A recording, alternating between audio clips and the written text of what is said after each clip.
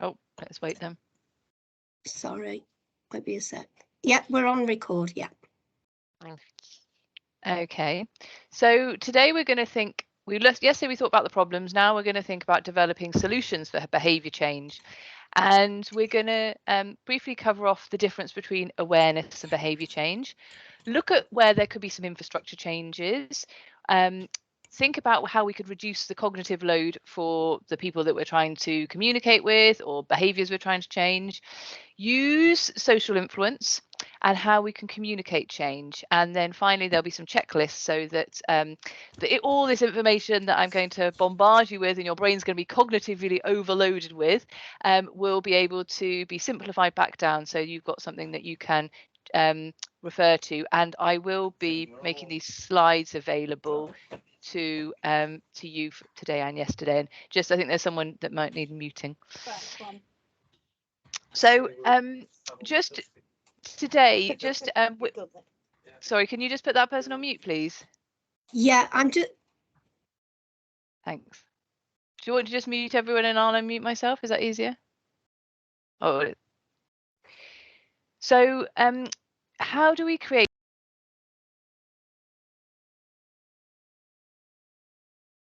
You're on mute. So Sorry. So yesterday we were talking about people were sharing their own challenges or things that their issues they were facing or coming up with ideas and saying, oh, where does this apply? Today we're going to look at some specific examples that people talked about yesterday, and I'm inviting everyone to come up with ideas and suggestions. And so in terms of this, it's really important that we know that there's no such thing as a wrong answer. Everyone has an opinion. If you hear something that you don't think's appropriate, just don't talk over people or discredit them. Never say no, say and. So can we build on something? A lot of people say, oh, this is a really bad idea. Say the bad idea, because often bad ideas can be turned into a good idea. And this is a good practice if you're getting people together to do ideation or to chat to people about ideas and solutions, really making sure that people feel that whatever they say is valid, and even if it's ridiculous, some things can be done out of it. And when I do ideation sessions with clients, we will quite often ask really silly questions, and we'll say, what would a child do? What would the other day we were doing it with Elon Musk, which probably wasn't such a silly idea because obviously he's come up with great things, but we have some fun, because then quite often you can get out of the sort of rational thinking and come up with some things that might be quite novel. So we are now going to be thinking about what structural changes we can create, how we can make things socially acceptable, and how we can communicate positively. But first of all, I just want to clarify the difference between awareness and behaviour change. And this is from a great book that I recommend called How to Save the World by Katie Patrick. And the things that class as awareness raising or education are things like putting up posters, having a talk, putting out pamphlets, going to a conference, making everyone watch a documentary. And the example she gives is all about plastic pollution, or writing a post on your company blog. So all that is awareness raising, and awareness raising isn't behaviour change. Sometimes we need some awareness raising for issues that people don't know about, but that won't change behaviour, and that plays into something called the knowledge action gap. And it can be very frustrating when for us as environmentalists or change makers or people who are trying to drive change, and we say, well, we've told these people, they know, why are they still, I sent them an email, why are they still putting things in the wrong bin? So behaviour change is different. And so behaviour change is, the example here for addressing plastic pollution is giving someone a water bottle. So this is about the infrastructure. Installing a soda stream, again, infrastructure. Getting each person to write a promise on their water bottle or make a pledge. Adding a smiley face or a sad face to a daily chart where reusable water bottles are charted. Putting up all the written pledges on a wall so people can see them. So this is all the social aspects. Installing filtered water filter stations in easy to find places. Counting the bottles thrown away at every day and writing the number on a wall to calculate it, and creating a sticker chart with happy faces. So those are the different ends of the spectrum, and we're going to delve into some more ideas similar, different to these. So starting off with our infrastructure changes. Now, some great examples of changing the choice architecture have been done around food, and particularly around addressing vegan and vegetarian meals, or reducing meat content, and reducing food waste. So at a conference, they made the default choice vegetarian on the booking form. So you had to actually go in and tick that you wanted to eat meat. And this led to there was only a 20% choice of meat. So that's switching what the default normally is to make it the other way round. So normally you'd have to ask, wouldn't you? Putting vegetarian sausages next to the meat led to a 50% increase in a Dutch supermarket. So removing the barriers to finding them and actually giving people, meat eaters, a choice to find to try the vegetarian ones. Obviously less popular with the vegans and vegetarians who have to go down those aisles. Reducing the size of sausages reduced the meat sold. And that was again in a similar supermarket in Holland. And improving the visual presentation of vegan and veggie options on a buffet, so making the display with them, made those items more appealing and actually increased sales at a canteen. Putting meat at the end of the buffet after all the salad and carbs meant there was actually less space on a plate, so people still got to have some meat. They still didn't feel like they were experiencing loss aversion, but there was less space for it.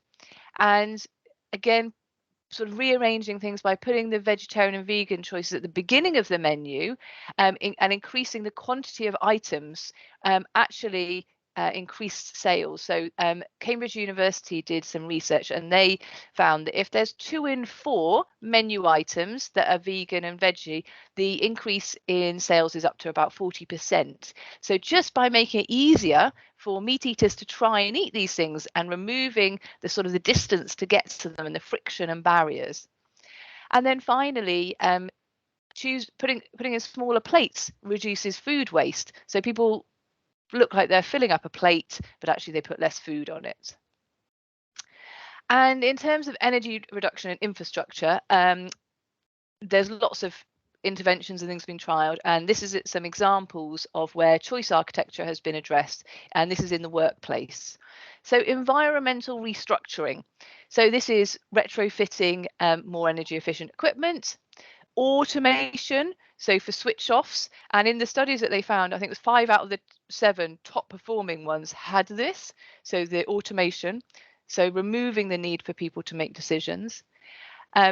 Although there is a warning that this can remove employee satisfaction, and that can lead to people subverting it. So they might, if bring in their own lamps, or they might put something over the air conditioning or whatever it is, so they actually have some control over that experience. And we talked about that yesterday, about people losing experience.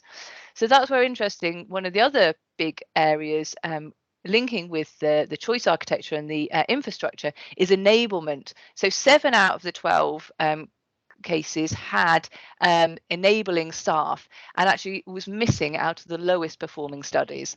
So what is this? This is where we give people the ability to control the thermostats. We give people a say in the governance. So we say, when does it make sense for the lights to be on or the energy to go on and off? So they feel empowered, and they feel like, actually, yeah, I can be part of this solution, and they feel like if they've been brought in at the beginning, they are part of that. And in terms of investing in new equipment and infrastructure, this can also send a message to people that actually the organisation is committed to pro-environmental goals. And another example of infrastructure that has worked well is giving people feedback loops. And this example is a dashboard, and this one came from a city in the USA, and they put these all over the city in public buildings, schools and colleges.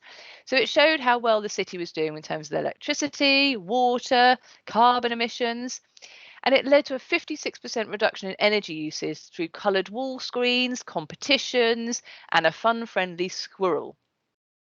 And in one student block, people got so into it that they actually turned off and dismantled the electric dashboard because they wanted to reduce even more energy impacts.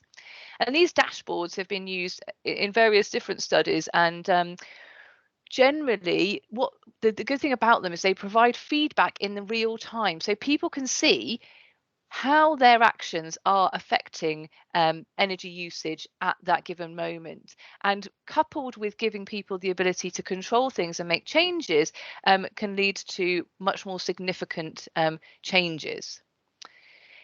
And another example, going back to food waste, is I worked on a project with an organisation called Chef's Eye, and this is a tool for hospitality to measure food waste, and it actually photographs food that's being thrown away.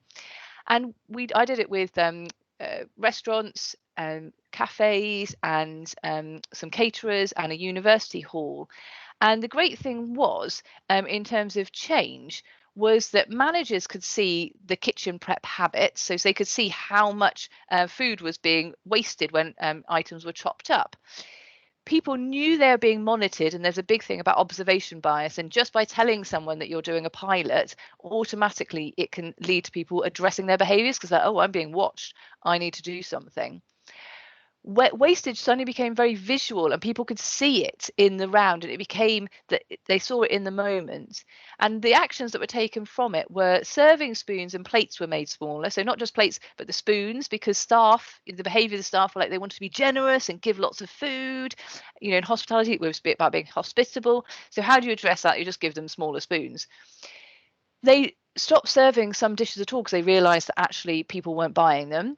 They reduced the portion size and the number of items that were being put out on the buffets. They revised menus to be lighter and healthier, and this was particularly in a care home because actually they realised that people couldn't eat the heavy food that was actually being given to them.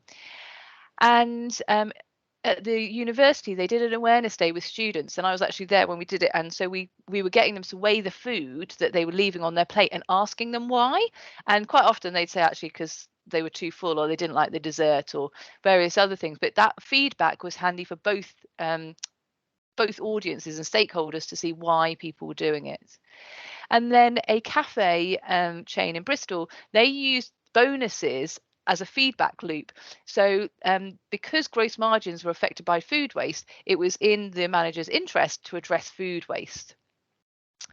So another way that we can look at infrastructure is by changing things. So if we talk about bins, because that's always an emotive topic, when we talked about waste before, we talked about the issues around the materials, so the materials that are coming into the system. So quite often we need to change the materials.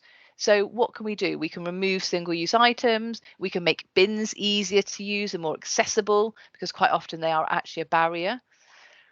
How do we work with the competencies? So quite often people find, like I was saying before, the finding a bin. No one's going to go looking for one. They don't understand the signage. And what they do is they look inside the bin to see what has already gone in it to make a decision. And I've watched a lot of people do this. So what do?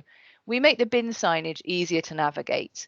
We make it easy to put rubbish in the bin, make it as easy to put rubbish in a bin as it is to litter. So that means we put bins in the places that people actually need them. We reduce the aperture on the bin so people can't actually peer in and they have to read the sign. And how do we change the meaning? So there's lots of social norms around waste usage. So the social norms in your office. So people will look about how other people do their recycling or don't do their recycling. So we need to look at changing expectations. And we need to make the bins clean and attractive. And we need to think about how can we link these behaviours and actions so we don't have to talk about the environment. So actually, can we talk about the experience or some other kind of meaning that will interest? So one of the things when I do work in festivals is we talk about reusable cups, and we talk about the experience of the attendee to the event, because actually it's much more enjoyable not having a clean dance floor or a clean field to be able to walk around in. And we talk about the experience of the cups being more solid and a more enjoyable thing to drink out of. So we're not talking about waste in those senses. So we think about what is relevant to that audience member and how do we make this change relevant to them. So these are some examples of some good bins. So the first one at the top, they've got lots of segregated streams. I really dislike the word general waste and the use of a bin because it's actually meaningless. So that will be where these bins sort of lose points, is what does anything else mean? You know, generally you can tell people, you know, what waste streams are being created in a space, so you can put what should go in there. So this is why I like the ones here. So they've got the very clear pictures of what goes in. The issue with these is that those boards should be on this backboard. I'm moving my mouse and you can't actually see probably. They should be where it says mixed recycling. So all this information should be up at the top because that's where people visually will look at it. These ones have also got apertures, and the same as the ones here on the right hand side. So reducing that aperture means it's harder for people to look inside. And then one of the things I heard a lot yesterday was people talking about costs and issues, and the question is, could infrastructure costs actually be shared? So the example here is Ford and Volkswagen have got together to address the changes and developing new technology for electric vans and vehicles. So actually, rather than trying to do it all separately, they're collaborating within the industry. So working with competitors or working with people within the industry. So I'm going to open up for sharing, and I was just thinking with this one, this would be, is the person here who had the 150 vehicles and the driving behaviours? Yeah, it was me. Okay, so yes, you are, sorry. So maybe we can think about, is there any way that we could change the choice architecture in terms of how people are driving? Is there anything that we can do with technology? Can we change about the enablement of the individuals? Can we create feedback loops so they can see what they're doing? And yeah, so any of these, do they come up for you? And this is open to anybody in the room. So if you've got any thoughts around how drivers, we could address driver behaviour, so to make fuel efficiency by probably maybe sticking to a particular speed limit and braking behaviours, is that right? Yeah, so you can put a monitor on the vehicle that monitors the driver. So we did this with a pilot group, and some of them were more receptive to it than others. But I think on the whole, the overall experience was that they were okay with it. It wasn't detrimental. I don't know whether some were obviously more sort of keen than others, but I'm not sure that we put any sort of reward system in, and that might be the key. Yeah. Once they get that feedback. So I spoke to somebody yesterday about it, and it came out sort of cost neutral by the time you put the technology on, and then you get the fuel savings, etc. It's sort of cost neutral. So that technology may have changed, I don't know, but yeah, it's just if we were to roll it out, that pilot group were sort of split into their keenness. But if we were to do it to 150, that's quite a task. So do you think there's anything around the framing of it, so in terms of maybe the meanings and the things that are attached to it? So is there any way that it could be presented? When you presented to them initially, how did you present it? Why did you say you were doing it? So it was based on cost, probably more than environmental, and safety is a big concern. So I suppose their question is, that saves you money, what does it do to me? So I suppose that's the key in this. Yeah, so I was going to say for them, and I'll have some more examples that are relevant to this as well. So in terms for them, okay, they've saved you money, but in terms of their job and their role, is their job to save you money? Is there anything in that actually is their job about actually being an efficient driver or getting from A to B, or what are their KPIs? How do you build this in so actually they feel like there's a reason for them to do it? Because saving you money is not why they go to work every day. So No. Exactly. So I think that's probably around, more around that feedback loop. And when you gave them the feedback, did they, or could they see while it was happening, the difference of their actions? Yes, I think they could. Yeah, some more than others. So if you were a more cautious driver anyway, then the effect was probably less. But yes, for most everybody, I think pretty much could see the benefit in it. It was them breaking habits. Yeah. So probably just by the fact they were being observed, they changed their behaviour because they were being part of it. So I think probably there's more around how you communicate that and make them feel like what they're doing is making a difference. And there's probably some things around social norming that you could think about in terms of what other people are doing and how well their behaviour is performing, so that they can see against other people. So anybody else who is looking at anything that's kind of an infrastructure change? Is there anything that you're kind of looking at where you're thinking, I'm just thinking about the list I've got of things here, maybe the electric vehicles. So is there anything around changing the choice architecture for people with electric vehicles? I mean, that's probably what you are trying to do, isn't it? You're trying to change the choice architecture by making the electric charging points much easier. Is there anyone else who can think of some examples of where they would like to change some infrastructure that you might want some feedback on?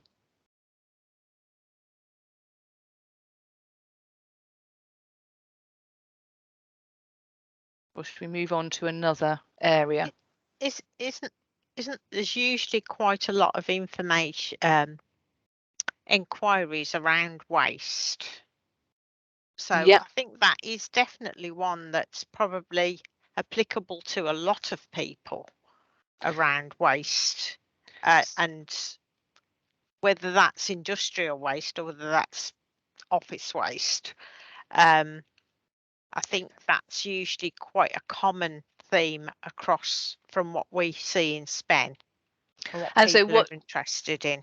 So what do you find are some of the challenges with waste when you go to see what's happening? Is anyone on the call have difficulties with people using their recycling bins? Yeah, we've just had a change in South Staffordshire. We've got one big bin for all sort of cardboard, paper, bottles and tins, and they've just this week changed it. So you've got to separate that blue waste, and you've got a small bag for all your paper and cardboard, and then this big huge bin just for bottles and tins and that.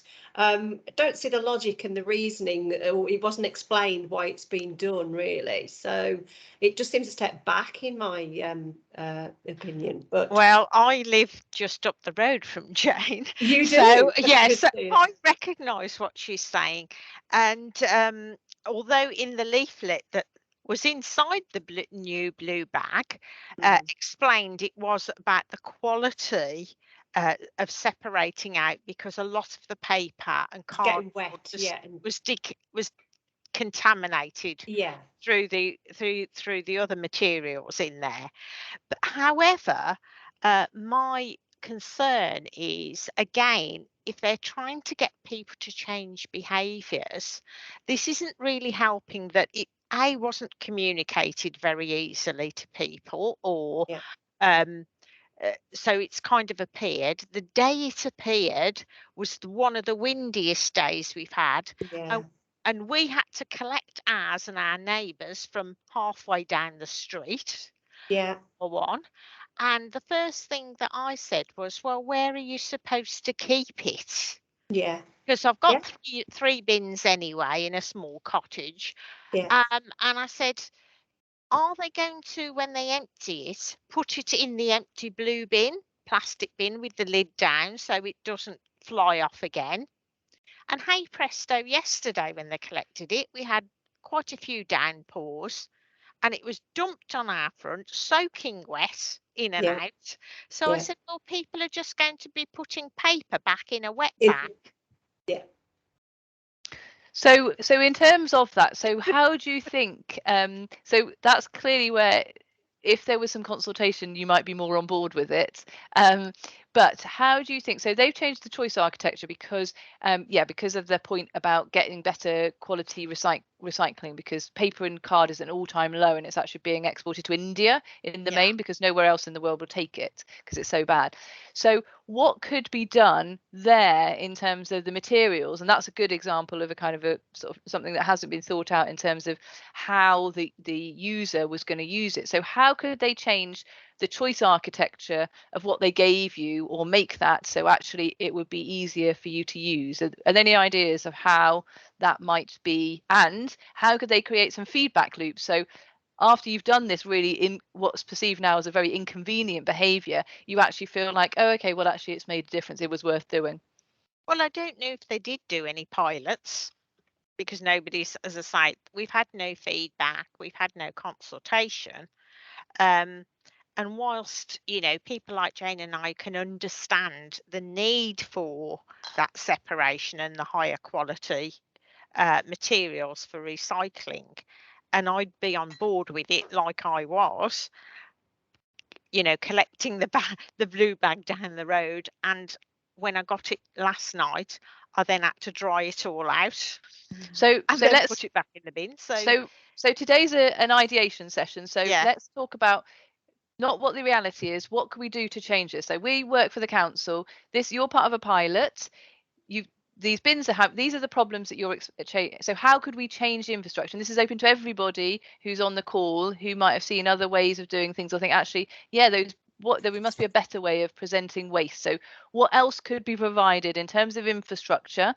How could people be enabled more so they feel that they have more sort of agency in this? How could there be feedback loops created so actually when people have done all this thing, they actually feel rewarded for it, or that it's made a difference? So open to the floor, just a couple of minutes on infrastructure and how we could blue sky think of some other infrastructure solutions to this council's badly thought out waste execution. Presumably the bin is collected at the same time, so they could have provided some hooks for inside the bin, so it's still separated out, but it's inside the bin. Yeah, great, thank you. And then it's dry. Yeah. What else could they do to make it easier for people?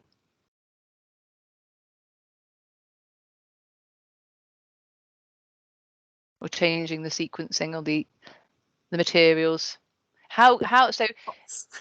So what about feedback loops? So people are now, they've got to do this. How could the council let people know in real time? And this is like blue sky thinking. We're a council with some money. We're just changing infrastructure of our collection vehicles. What can we do so people knew? I suppose you could have an app, couldn't you? You could have an app designed. And is anyone going to go on the app? What's happening when your waste is delivered at the point or collected? So what's around there? What infrastructure could be addressed then? So someone's coming to collect your waste. How could you know that what you're doing is making a difference in that moment? They could put a nice little smiley sticker on you if you've done it. Smiley stickers, yeah. So that's your feedback loop. They could send us kind of thank yous and some kind of numerics as to how much more paper's been recycled. After a month or something. Yeah. And what about those vans that are coming along collecting all that waste? That's a huge piece of information board. What could they do with that to help encourage people or give people a feedback loop? No such thing as a bad idea. Anything's possible. We're a council. We're a forward-thinking council.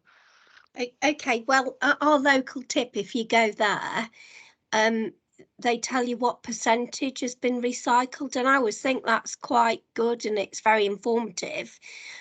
With the blue bin that I've got at home, it's quite an old bin and it's got a sticker inside, and sometimes I think that people don't know whether they're putting in the right thing or the wrong thing.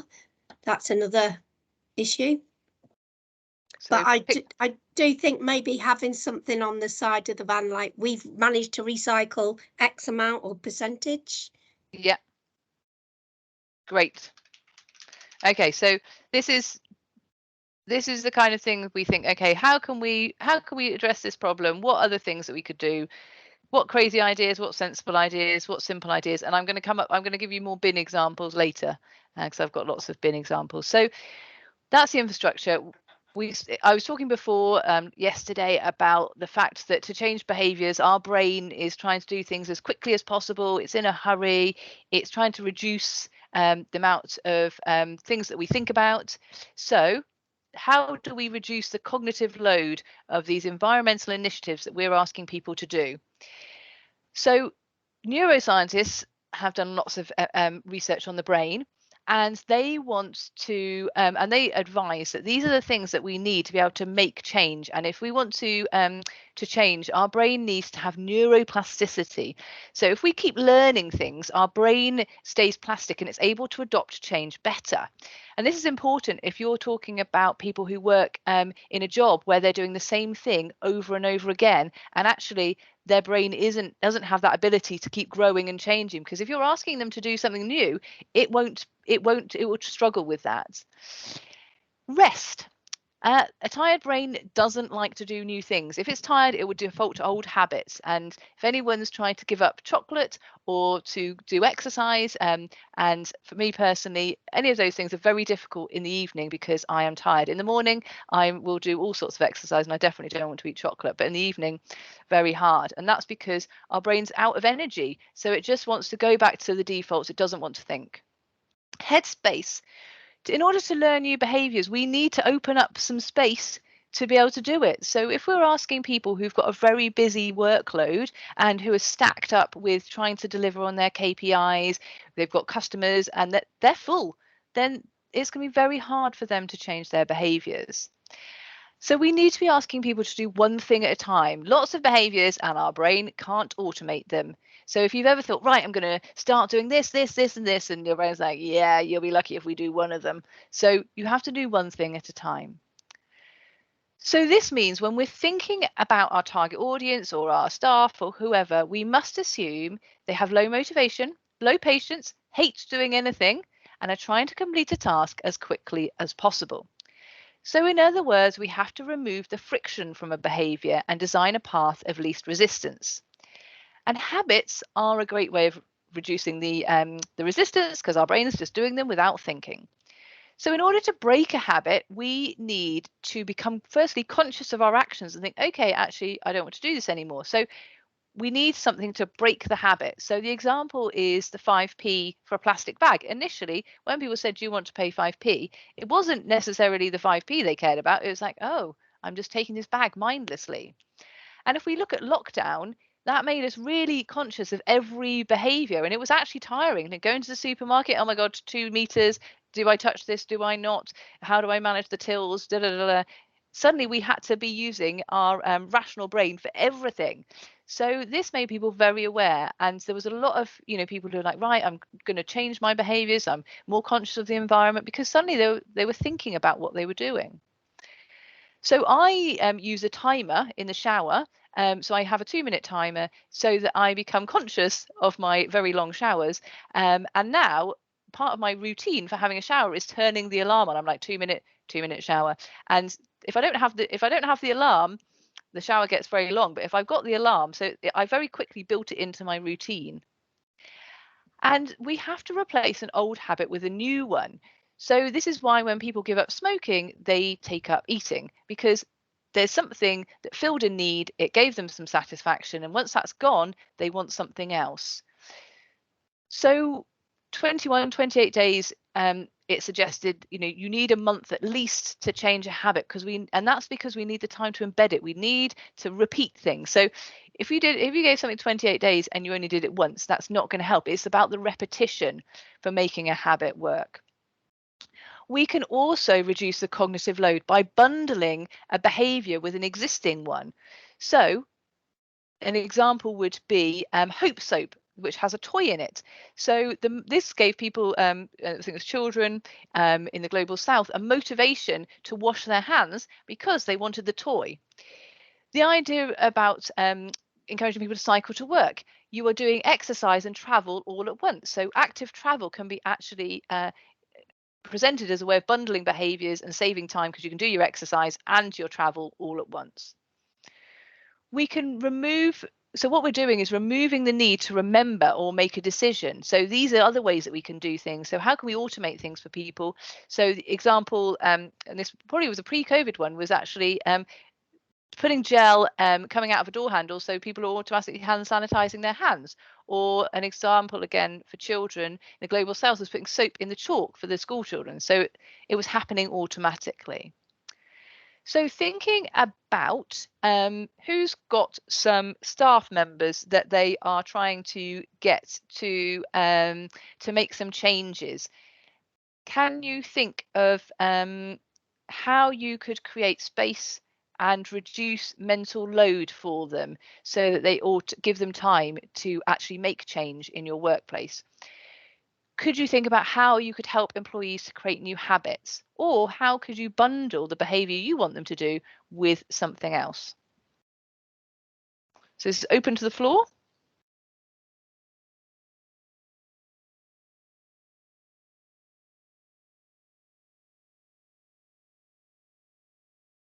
So this one for me has been like a good reminder for me, because with us like front of house staff,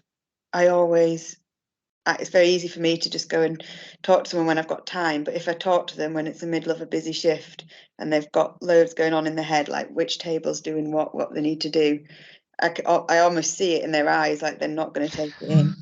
So I really need to remember like timings for when I go and speak to people. It needs to be like probably before the shift starts. So putting it into like pre-shift briefings and stuff, like the timing's really important. So that's a good reminder for me. Yeah, and actually Baxter Story, they do their sustainability briefings at the end of a shift with staff, and they call it like it's like a 5 or 10 minutes, and they do very specific. So it's just, we're just going to talk about, you know, food handling or food waste or whatever it is. It's just that, very short, sharp. And so they're not asking people to remember lots of different things. So it's better to do small things regularly rather than sort of say a long session. Yeah. Any other ideas of where anyone could bundle behaviours? Anything where you've seen in other workplaces where you think, oh yeah, actually that would make much more sense if that was bundled together? Like the active travel example.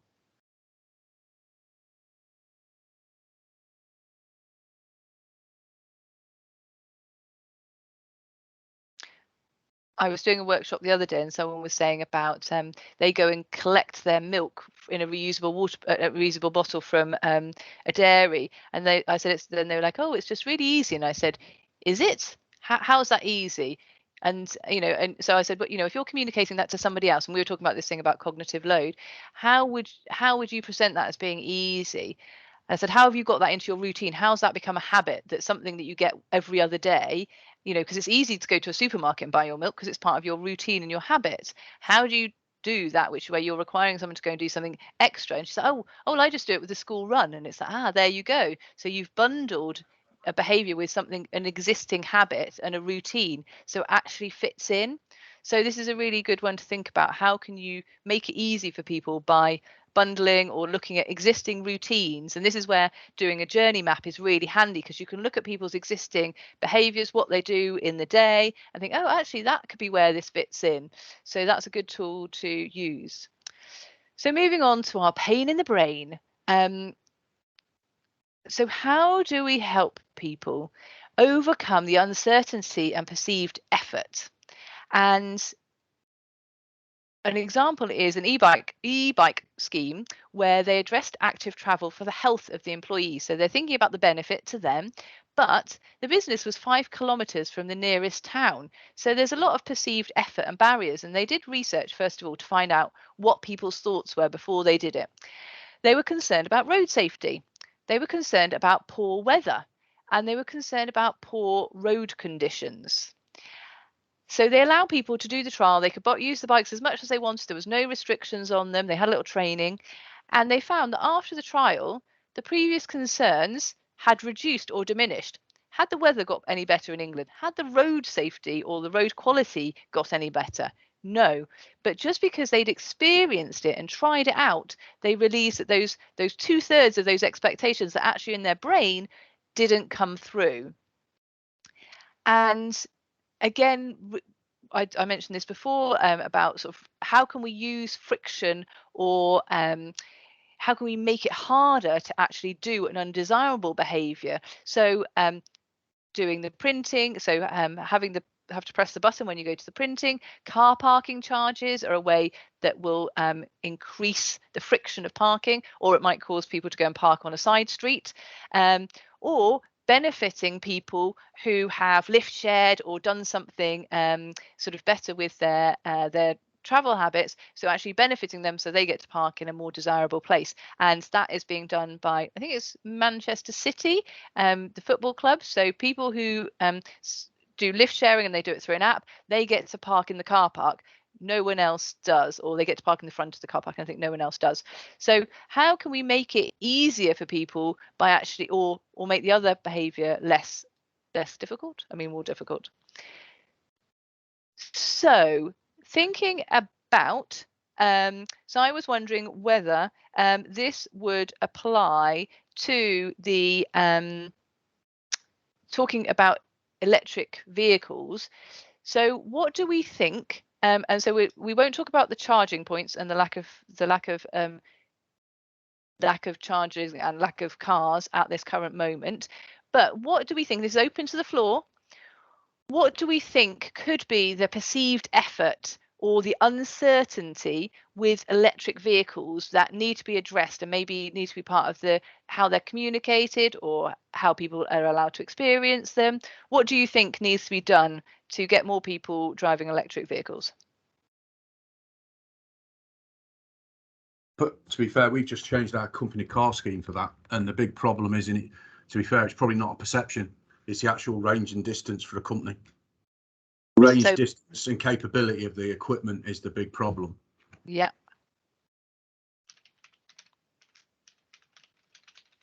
So are people finding that they're not getting as far as they want to? Well, yeah, and to be fair, a lot of them, and especially in the cars that we're dealing with, I've been heavily involved in it. It's the small print and the little asterisk that says that's the range you will get from the manufacturer, which is obviously going to say that because you're going to be buying it off them. Yeah. So the real-time range is not what it says it is. So therefore, you're trying to make inroads to something, and therefore you're getting kicked back again. Yeah. So what could be the perceived effort with electric vehicles? Stopping to charge. Yeah. Yeah. So how do we address that whole thing about stopping to charge? I think it's the time as well that it would take to charge. Take that out of your day. Yeah. Because I mean, we all stop for fuel, but the time it takes you to fill up in fuel is a lot less than charging. It's also the availability of chargers, because as Paul was saying, a lot of electric vehicles are very limited in their range. And then if you're going, for my company's sake, it's if you're going to a site visit to review a company and they don't have a charging station at their company, you're then suddenly like, well, how am I now going to get back to site? Am I going to make it to site? You can get fast chargers available on motorways. I know some Tesco's have fast chargers available as well, and you can get a reasonable charge from them, but it's like you've still got to wait half an hour for a fraction, whereas if you're filling up from fuel, you're waiting 10 minutes for 100%. So it's just the speed of charging, the range of charging. Improving access to fast charging locations can solve a lot of the issues, but it's the cost of getting the access is an issue, and who's paying for the cost? Is it the company that's going to locate them? Is it the councils that are wanting to have a more greener environment? Is it the shopping centres? It's a lot of issues, but they can be solvable to an extent. So as we're talking about solutions here, what are the solutions? So how can we do this? How might we do this? What are the big things? I think a solution could be that they would have a standardized pricing in the same way fuel has a reasonably standardized pricing, because it seems to be a bit of from what I understand, a bit of a free-for-all at the moment in terms of the electric charging. And how might we increase the amount of charging points? What could be done to address that? Availability for funding. Yeah. And the government used to do funding for chargers. It was like it covered a portion, but it wasn't a full 100%. And that funding is no longer available. And now with this encouraging people to go electric, and if the funding's not available, people are still not encouraged to go electric. There is funding available. The domestic grant has finished, but for workplace, there is still the grant for workplaces to access funding for chargers there, but it's not made very public. Not many people know about it. Businesses don't seem to know about it. So yeah, and just where the chargers are, there's no like covering, like you sort of like you're having to find a different app for each charger when you go to a fast charger one. There's nothing covering it. You stand in the rain a lot of the time, you know, so it's not being made a very appealing really to charge. So how might we remove the pain and friction of that experience? So what can we do to improve it? I think like she said, I think it's improving the place where you go and charge, the setting. I think there's an opportunity to look at the like you said about bundling thing as well. So I've got an electric car, and we learned now that we always plan on a long journey like putting in a meal. So we'll always like stop for like you know, it's like it makes it a better journey because we're like having a nice meal out on the way. So maybe opportunities for companies to give discounts when staff are eating and charging, or you know, schemes like that, kind of like adding something in rather than or just a coffee, because I say the fast charger is half an hour now and it's done. So just a coffee break is more appealing to people, just to, you know, if they're driving long distance, it's good to stop anyway. We've got out of the habit of doing that, just wanting to go from A to B quickly. I should say that's good, because you could put it into the driver experience to do with safety as well, couldn't you then? Yeah, but you've also got to factor in that there might be 4 people in front of you. So I drive an electric car, you go to a charger and then you can't get onto that charger. So you've got to wait an hour before you can, and then you've got to fill up for 40 minutes. So the whole experience is pretty poor, to be honest. And then you'll get to one and it won't be working. You've got a different app for every charging type of station. I think rather than how might say the standardising of pricing that I spoke about, maybe the standardising of an app. Yeah, definitely the app. And yes, you're right. A year ago, there was never anybody on these charge points, whereas now they're full when you arrive, and it can get a bit sort of friction, like, you know, anxious with who's going to go next. There's no queuing system for them. So yeah, it does get really frustrating. Does it become a bit like, you know, when you're waiting for a car parking space and then someone zips in front of you? Yeah. And you're like, but you know, you've got to wait at least another hour to access that space, as you say. So it's really frustrating. We've also got other people's behaviours as well, because some of these apps have got a stop button on the screen. So kids go past and they press the stop. So you go in and have a coffee or for a meal, and then you come out and somebody stopped your charge. So actually you've only had a minute or 2. Yeah. Oh, really? They're the badly designed ones, but yeah. So for anyone who hasn't spoken up, you can also pop your comments in the chat box. I want to make sure this is inclusive and people who don't feel that they want to speak can still participate. So please do, if you've got ideas, solutions, silly thoughts, random thoughts, please do put them in the chat box. And just whoever is Jacqueline, if you can see if anyone has put any suggestions in the chat box, and let me know, because I can't see it so well. Nothing in the chat at the moment, Livy. Okay, and just anyone else, just before we move on, any other thoughts about electric vehicles, anything else we could do to remove the pain and the friction? Because what we're hearing here is all the barriers to why people are going to do this, or they'll have a bad experience and then they won't want to do it again. So how else could any of these be overcome from what you've heard? It's not an idea to overcome it, but the actual carbon footprint of buying a new electric vehicle is much higher than just driving your old one till it falls apart. And I don't think people realise that. They're all rushing out, you know, thinking about the directors at work, rushing out to get a big swanky electric car to replace the big swanky diesel car they've got. Yeah, good point. There's reducing their mileage and trips and keeping their old car till it falls apart would be much better for the environment. But it's policy, isn't it? It's benefit in kind. That's the benefit, because the company cars, electric cars are less in benefit in kind. So that's the big driver.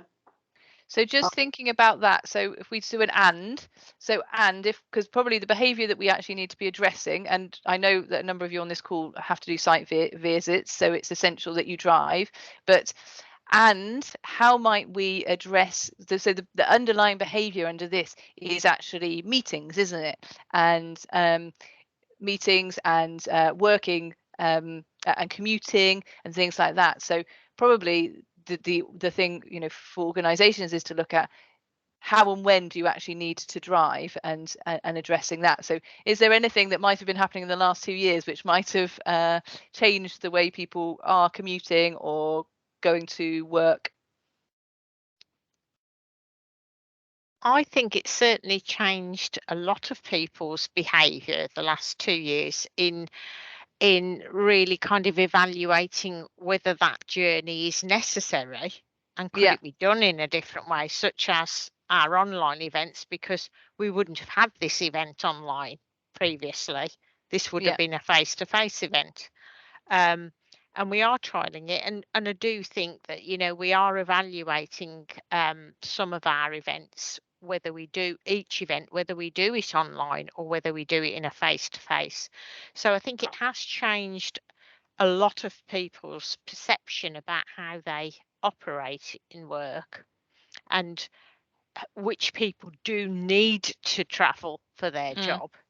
Great. Okay, let's move on to the rewards and benefits then. So we love rewards and benefits. Our brains are wired for the feel-good factor. We get dopamine from rewards. So what rewards work well for people? This is, you know, these are solutions that are not expensive infrastructure solutions. These are things that anyone could do in their workplace. So social acknowledgement is actually more effective than financial rewards for sustaining behavior. So this means if we give somebody there's some research done, and if people were given some money or they were given a pat on the back and a personal acknowledgement, it was found that as soon as the money stopped, the behavior stopped. But the people who'd had the personal acknowledgement actually carried on doing the desirable behavior. So these can be given in terms of visual and social recognition. So it could be things like team emails, it could be award ceremonies, it could be office prizes, things that make it very visual that people have made that to acknowledge people's actions. And another study found that publicly given rewards outperformed ones given privately, and social rewards outperformed monetary ones. And public social rewards generated energy savings of 6.4%, whilst private monetary rewards led to an increase in the energy use. So where you think, oh, we need to financially reward people, not true. Because also all that does is activate people's desire to earn money, not to change their behavior. So competition. We like to compare ourselves to other people, and so that's why we want to compete, because we want to be seen to be doing our best. And Aston University and Sainsbury's both used a competitive culture to drive behaviour change by pitching different departments or stores against one another to improve on-site energy efficiencies.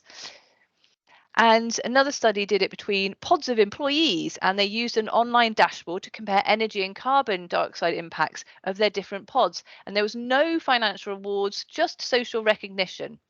And then over a period of 4 weeks, the experiment generated energy savings of 6%. Another year-long energy survey saving campaign, again using an online platform and competition, found that buildings, where they were doing it against buildings, that pro-environmental attitudes and behavioural intentions didn't change, and action was just to outperform their colleagues, and the behaviour actually stopped after the campaign. So this shows that you can drive change without activating people's biospheric values, but competition won't lead necessarily to people doing it and suddenly becoming environmentalists. So that's worth noting. But if you're trying to get people who don't care about the environment, this might be the ticket.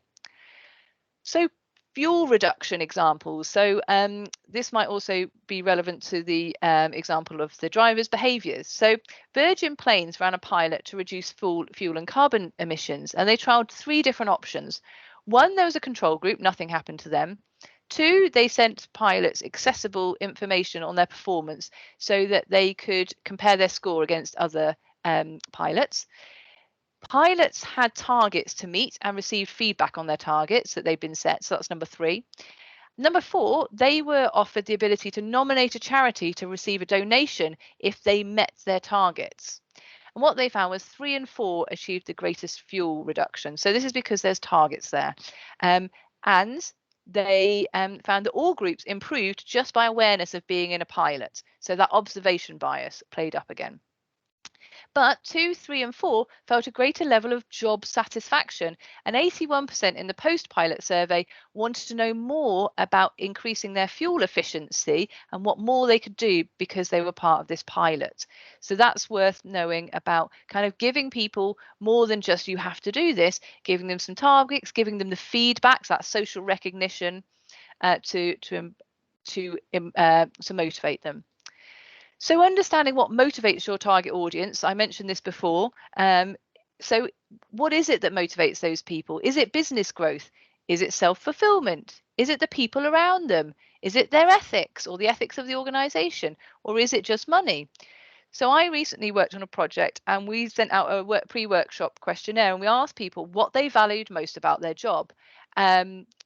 And we asked them about their free time. We asked them about their free time, where they lived, and their work. And everyone said it was people. So these people cared about people. So this means that when we talked about how the organisation would communicate their carbon reductions, we were going to talk about people, and we were going to talk about the benefit of turning off kit and equipment in their yards, because actually that was polluting the air that their people were breathing. And when we talked about climate change, we were talking about the impacts and the risks to their staff because they were working outside. So we stopped talking about the damage to the polar bears. We were talking about the people. So we made it relevant to them. And another example of this is thinking, and this is what I mentioned before about the car driving.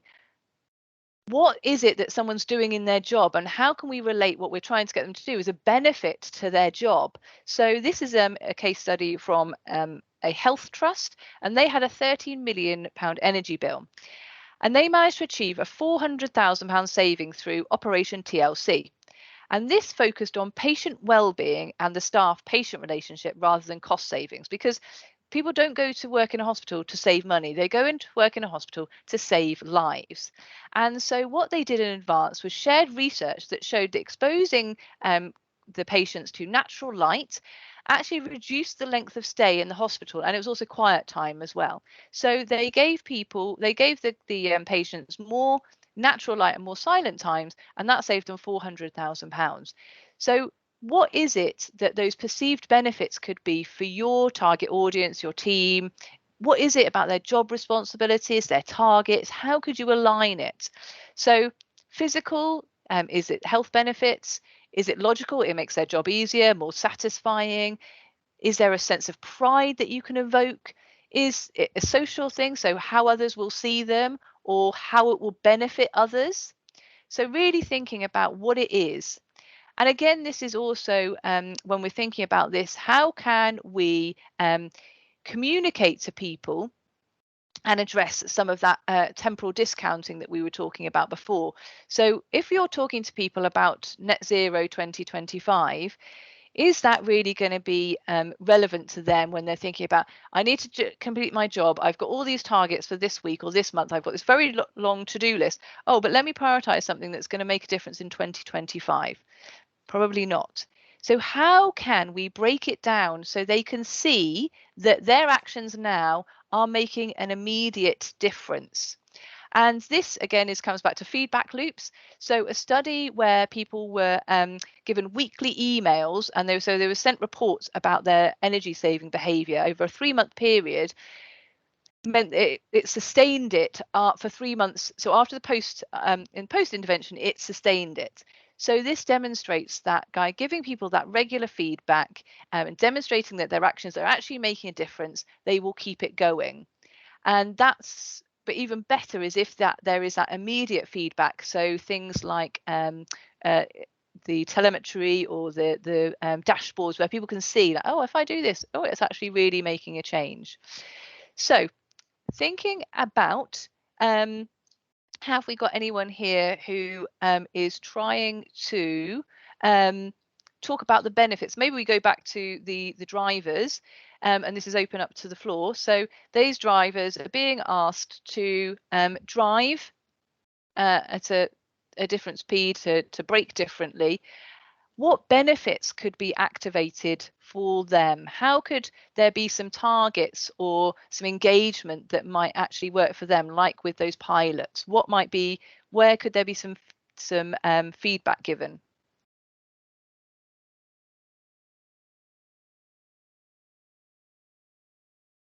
And you don't have to know the company, just, if you were thinking about a driver, say we could just be talking about van drivers for, let's say, Amazon or for Yodel or for somebody else. How could we make this feel like it's worth doing when they've got a lot of parcels to deliver, not very much time, and they're sat in rush hour?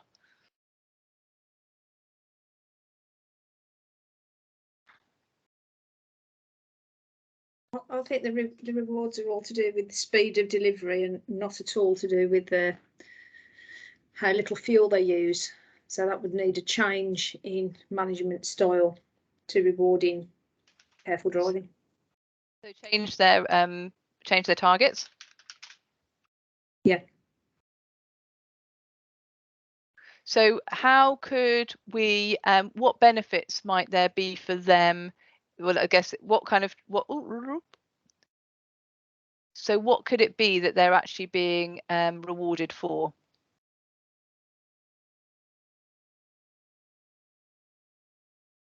Or how could it be that it's even possible for them to do that?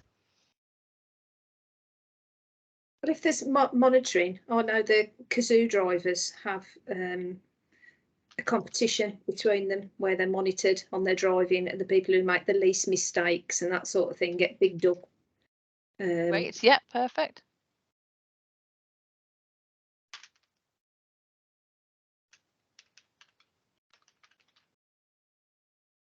And how about anything around the so anyone who's working on doing 2025 net zero targets, how do you think you could break down the sort of the distance and give feedback so people feel like 2025 isn't so long away and actually they're making change in the short term, or the changes matter in the short term? I think that's got to be, like you said, that providing that regular information and feedback. Yeah. Could it also be bundled in with things like customer experience and that kind of thing? Yeah. Where they already do this how did we do type of a thing. Yeah. And that's probably a big one if people are working within customer experience, and that's the thing, is actually if your focus is on delivering good customer experience, how do you make sure that that isn't then meaning that it's harder to achieve environmental targets, because that's what your focus is. So I'm going to move on because I want to cover off, we've got a couple more things to cover off, and we're running out of time. So using social influences. So this is really important as well. But also just to say that you don't have to do all of these things. So we're talking about different interventions that might work in different situations. It's not all of every one for every scenario, but just giving you different things that you could consider. So social influences, we are social creatures, and we learn from observing the behaviour of others. And in situations of uncertainty, we're more likely to do what other people do. And this is a good one for anyone in hospitality. There was a 33% increase in towel usage, where the message said people who stayed in this room reused their towels. So getting really, really kind of local and kind of specific about it. And this is an example of an email that I was sent from the Geeky Zero campaign, and so they kind of say about what everyone else is doing in this community. They say how much carbon, how many pieces of plastic, and they give you a list of all the things that other people have done. So it's great to think, oh, okay, well, if everyone else is doing those behaviors, they're probably the easiest ones. I'll probably do those. So it's kind of taking away the guesswork and making it really straightforward. And examples of modelling in the workplace: profiling of employees who exemplify good energy conservation behaviours with public recognition and rewards, public displays of the energy savings of other colleagues, groups of colleagues, and bringing colleagues together to share stories of how they've done it. And storytelling is really important because that's how we make sense of the world. And hearing what other people are doing is much easier for us to process rather than abstract things like stats and figures and, oh, you should do this because of these figures. Let's talk about what other people are doing. And I'll talk a bit more about storytelling in a minute. So reciprocity is another one that might make sense for you to activate. So people will respond to a positive action with another positive action. Give something for free first, and then people are more likely to do something. So again, towels in hotel rooms. Reusing a towel is good for the environment, 30% reuse. If you reuse a towel, we will donate money, 36% reuse. We have already donated money, help us to recover it, 47% reuse. And thinking about the social influences, who are the right messengers for your target audience? So it should be relatable people. So as for millennials, that's influencers rather than famous people, because they think they're more down to earth. Their peers, trusted figures, so that's the authority bias, other organizations, companies taking action, and someone raised that yesterday. And research has highlighted that supervisors could be role models for employees because they have a relevant impact, employees having a relevant impact, but they're quite often because of their authority bias and people needing to know, like, is it okay for me to do this behavior? I don't know. I'm not sure. It's not part of my job role. So should I be doing it? Am I wasting time when I should be working? How can green champions influence? Well, they can be useful for peer-to-peer education. So they can say, actually, it is okay to turn off the lights. And in a study where environmental champions were monitoring energy usage, it led to a 5.4% increase in energy saving.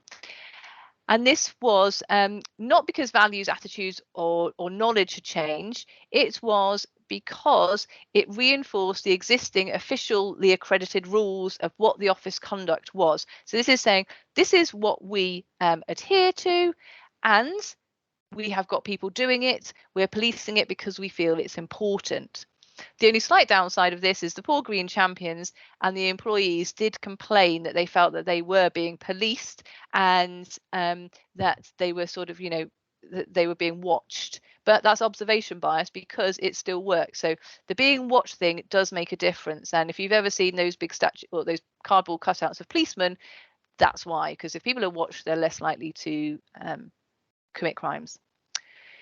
So accountability is another way that this plays out. So the expectations of failure or not meeting KPIs increases motivation because no one wants to appear foolish or failing in the eyes of others, especially not in a work situation. And we also want to live up our social status. So we're more likely to keep to a behaviour if we make a public or social commitment. And so short-term commitments to trials can reduce the loss aversion. So if people think, oh God, I don't want to commit to being a vegetarian or a vegan forever, or I don't want to commit to cycling every day, that's a bit too much. But if you can give them an opportunity to try something and say, I commit to doing this for 30 days, then see what happens after that.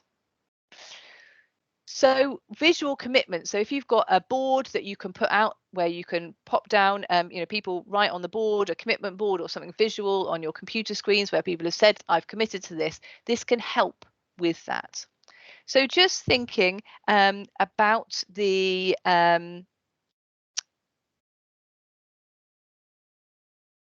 about talking about, maybe this is relevant to the Airbnb, about visitors, or maybe it is some of these are relevant to the pub, where you wanted to talk about the energy saving or the things that you've done. How do you think you might be able to rather than say to kind of people, oh, you because I'm assuming the reason that you wanted to in a pub talk to people about the things that you've done in terms of changing your cleaning products or reducing your plastics was because you wanted to inspire other people. Was that right?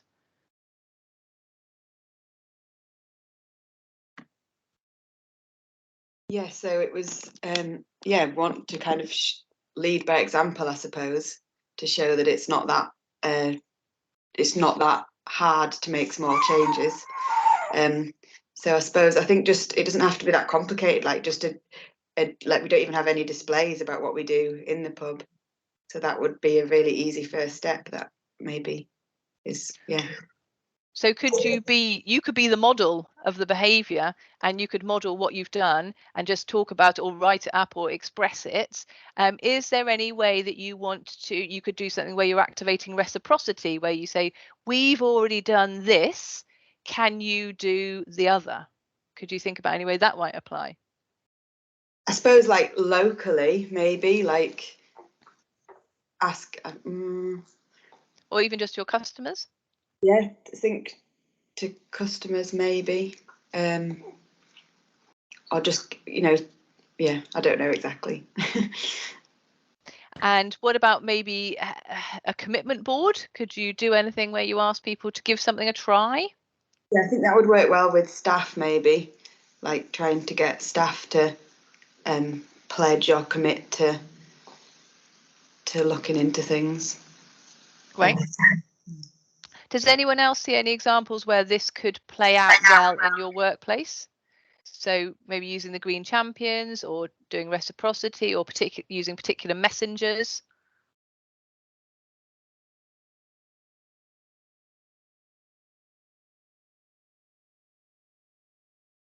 I certainly think it's something that Staffordshire County Council climate change team could look at, because behaviour change is one of the key focuses for them within the county council.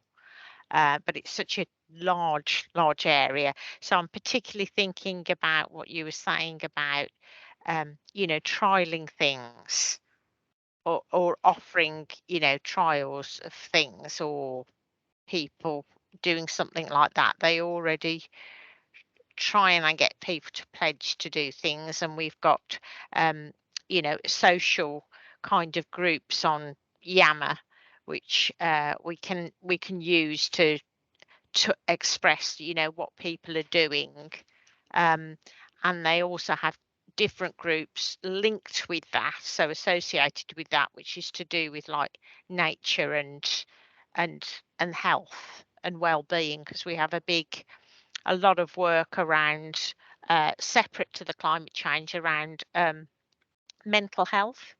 Yeah, so it's all kind of quite well linked together, that you've got the opportunities for all these things to link together, whether it be the healthy eating or the air pollution that we work on.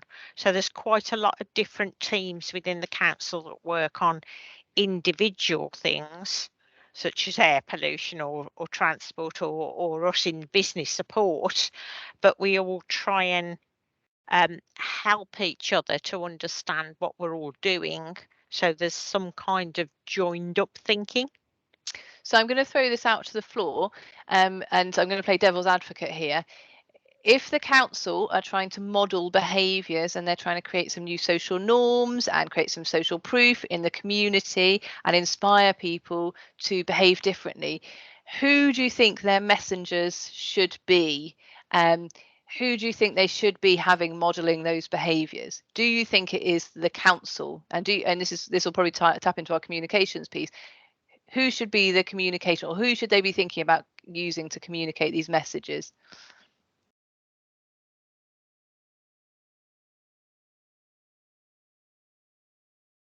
I would think it would be people right at the top, the councillors themselves, the elected people, or the people who are running the thing should be the ones leading it.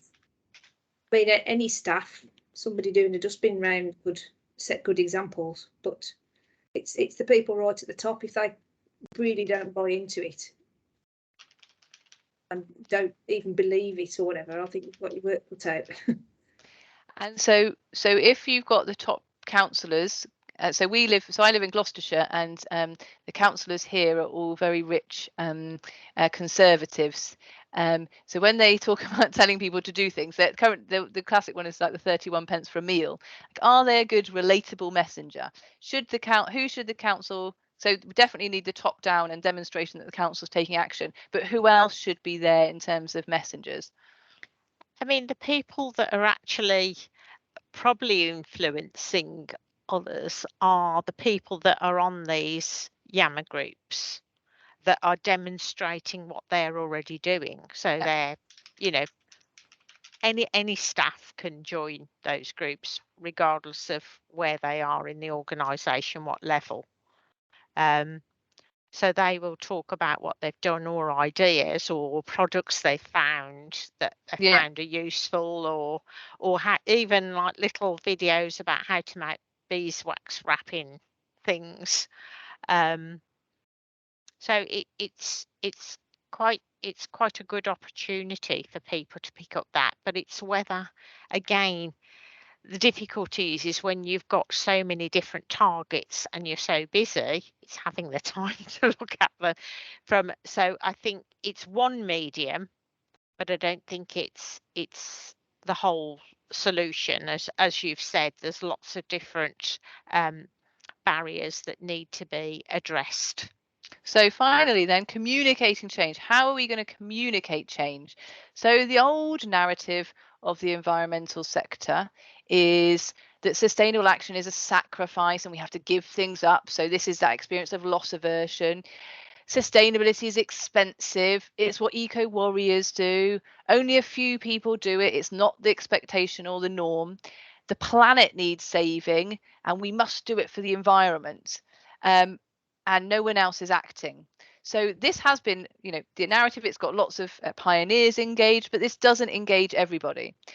What we can be doing instead is positive framing. So how we talk about it will engage a lot wider audience, and actually saying about how many people are taking action and saying thank you for taking your rubbish versus don't litter is really important, and focusing on the gains rather than losses to avoid that loss aversion. So we have to spin the messages round. And the examples of how this does actually work, because this sign was used in Cornwall. They did a test in Loo, and they found that this is a negative descriptive sign. So it says 1 in 10 people litter. So only 1 in 10 people litter. This sign led to more people littering just by saying that one person did it, because it's focusing on the negative behaviour. Whereas these two increased the amount of bin usage, because it's telling us what to do and what is expected. So be a hero, recycle. 9 out of 10 people use a bin. And it's focusing on how many people are doing the ideal behaviour. So these increase the littering. They reduce the littering, increase the bin use. So we can do this by making our audience the hero in the story. And we can allow our audience to be the hero by emphasising how we need their help and how they will make the world a better place. We don't have to use guilt. We can focus on them finishing the story. So we've done this, we need you to do this. And we can celebrate their actions. So it's more about these rewards and things. And I did this for an event called Cisco Live, where the the Cisco attendees have a very strong identification with the brand, and they normally get a T-shirt, and the T-shirts were being stopped. Instead, the money was going to be donated to tree planting was the original suggestion. I said, you're doing that, people are going to experience loss aversion and they're going to be really resistant to tree planting. So I suggested that people are allowed to vote, and it's about them being the hero and saying, how should this money be spent? So they had the option to donate to tree planting or buying an acre. And initially people were like, oh, no T-shirt. And then when they got to do the thing, they had this like buzz and a feel good. And so actually they said, yeah, we want more of this. So they still got something little, they still got a free pin, so they didn't feel like they completely missed out. But this is an example of making someone a hero and engaging people in the story rather than saying this is something that you're not part of.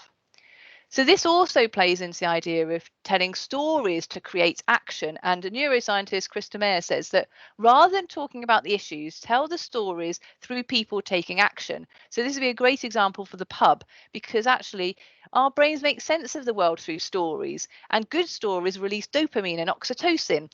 And if you're talking about stats and data, we don't remember them very well, but we remember the story if they're told within a story. So how did it come about? What's the end outcome?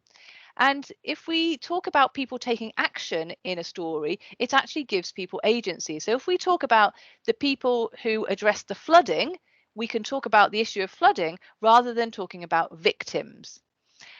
And what Chris Mayer says is we give people a menu card of actions to take. Well, rather than giving the menu card of actions saying, oh, well, you could do this, or you could do that, or you could do the other, we give them the cooking demonstration. So they actually get to experience the actions. So that's like the example of people doing the e-bike experiment. Like with the electric car, get people to experience and then see what they think. I love driving electric cars. I feel like it's driving what's called a flying saucer or something, because they're so quiet and amusing. So in terms of those different people types we talked about the other day, we can't communicate to all of them in the same way. And this is a big shift in terms of communications. We have to start thinking about segmenting down how we communicate and how we present those messages. So understanding who's in your organization, which different departments they are, and thinking, okay, so if we're going to communicate with these people, we need to be probably talking about the social benefits. We need to be talking about how this will help their community, how it's going to help them to do their job better.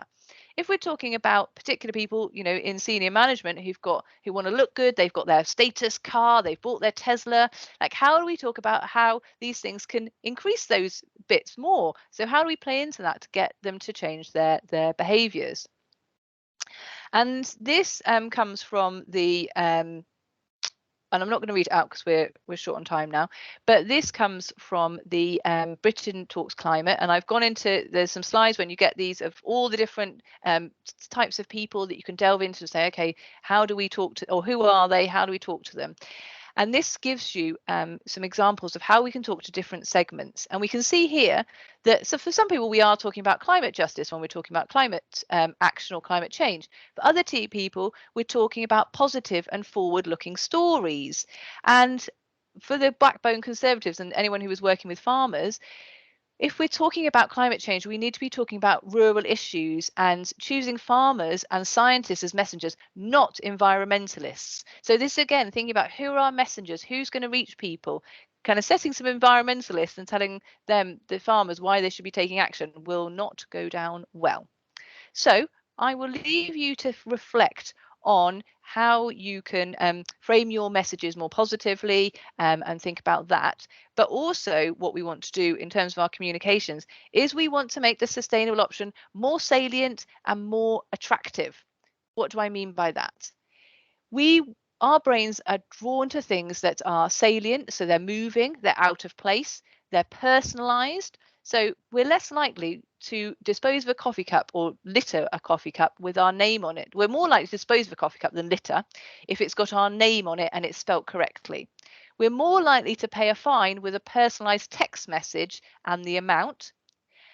And we're more likely to open a letter that is handwritten as it is novel and personal. So there's lots that could be done with engaging staff, with people from authority, sending a message and handwriting and saying, thank you for all that you've done for the our environmental targets. And there's been studies done exactly that thing. They've people have sent personal messages to people, and they've given, on the other people have been given financial rewards. The people who've had handwritten messages have carried on doing that behaviour after the trial is stopped.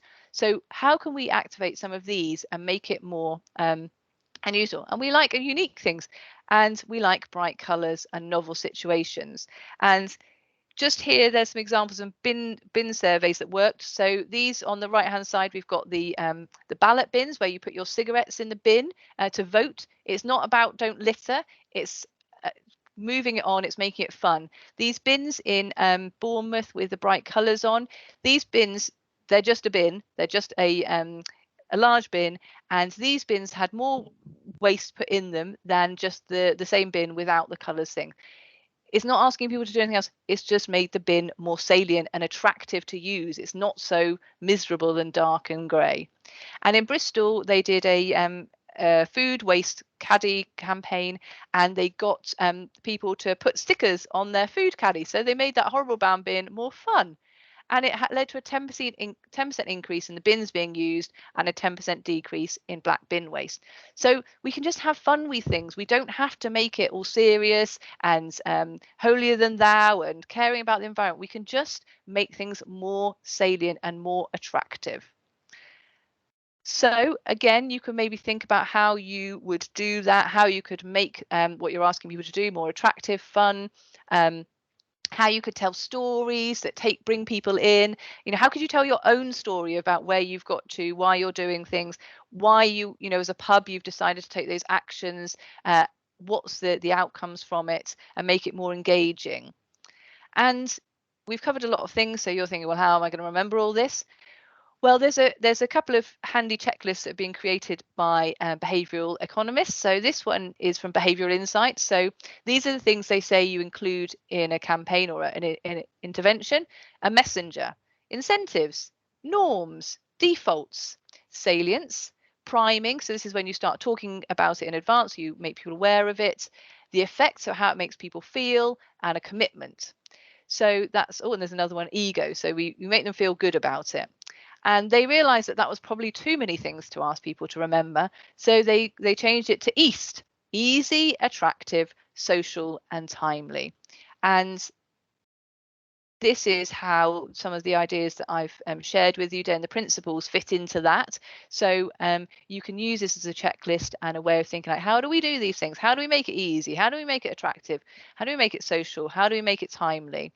And then when you are doing interventions, it's really helpful to test and to iterate so that you can see that actually what you've trialed actually works.